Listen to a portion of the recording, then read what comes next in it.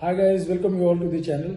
आज फिर से आपके लिए एक लेटेस्ट जजमेंट लेके आए हैं जो कि आपको बहुत हेल्प करने वाला है। If you are facing a matrimonial problem तो आपके लिए बहुत ही हेल्पफुल होने वाला है। जी हाँ, जिसमें वाइफ जो कि जॉबलेस थी फिर भी उसका मेंटेनेंस ग्रांट हुआ था पहले 30,000, जिसे कि रिड्यूस करके 0 कर दिया गया। उससे मेंटेनेंस बिल्कुल नहीं मिला।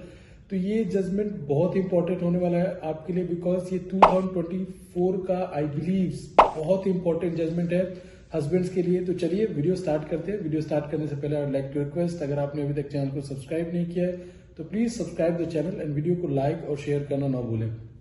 तो देखिए, जजमेंट पे डिस्कस करने से पहले I would like to share one thing कि आजकल जब शादी होती है, शादी होने के बाद वाइफ का मोस्ट ऑफ द केसेस में देखा गया है कि वाइफ का क्या होता है कि न्यूक्लियर फैमिलीज में आजकल रहने की वजह से ये सबका एक टेंडेंसी हो गया कि हमें अलग रहना है, हमें सिर्फ हस्बैंड और वाइफ होना चाहिए और घर में कोई नहीं होना चाहिए। और अगर किसी घर में मदर इन लॉ है, सिस्टर इन लॉ है, ब्रदर इन लॉ है तो बहुत सारे प्रॉब्लम स्टार्ट हो जाते हैं।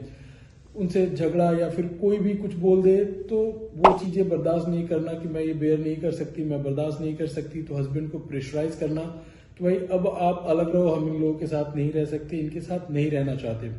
But we'll have to understand collectively as a society कि जो हस्बैंड है उसकी रिस्पॉन्सिबिलिटी आप है definitely, but at the same time वो पेरेंट्स, वो माँ बाप, वो भाई बहन भी हैं जिन्होंने उसको पैदा किया, जिन लोगों के साथ वो इतना बड़ा हुआ। तो ये एक कलेक्टिव रिस्पॉन्सिबिलिटी है, चाहे वो वाइफ हो या हस्बैंड हो, सबको एक घर को लेके साथ में चलने की।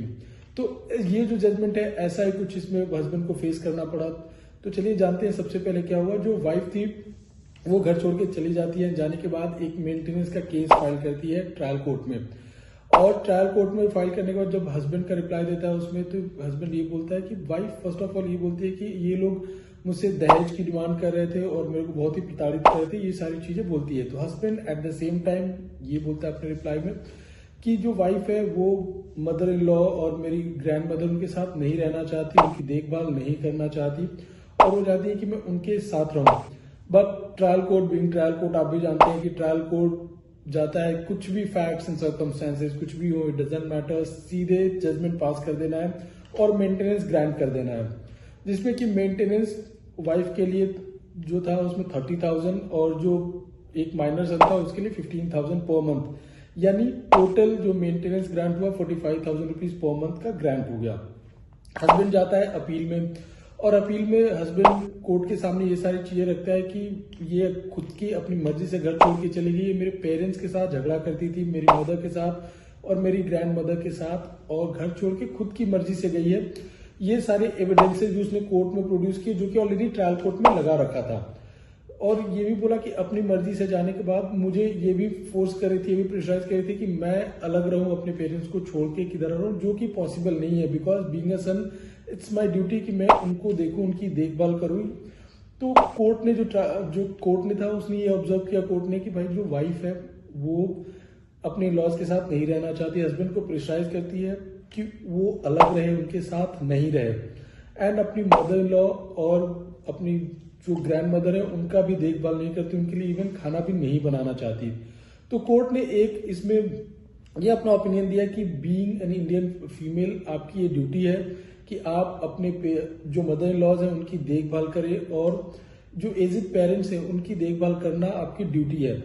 अगर आप नहीं करते तो ये एक कंसीडर हो सकता है क्रुएल्टी में। और दूसरा चीज ये भी ऑब्जर्व किया कि वाइफ ने खुद की मर्जी से घर छोड़ के चली गई थी और अपने लॉज, मदर इन लॉ और अपने ग्रैंड मदर के साथ वो झगड़ा करना और उनके साथ नहीं रहना और हस्बैंड को फोर्स करना कि आप अलग रहो, जिसकी वजह से अगर हस्बैंड जब नहीं गया तो घर छोड़ के चले गए एंड देन मेंटेनेंस का केस फाइल कर दिया, जो कि सफिशिएंट ग्राउंड नहीं है। जी हाँ, सेक्शन 125 क्लॉज 4 सीआरपीसी एक प्रोविजन है जो कि ये बोलता है कि वाइफ के पास सफिशिएंट रीजन होना चाहिए घर छोड़ के जाने के लिए, देन मेंटेनेंस मिल सकता है। अदरवाइज कोई सफिशिएंट ग्राउंड नहीं है तो उसे मेंटेनेंस नहीं मिल सकता, मेंटेनेंस कोर्ट डिनाई कर सकता है।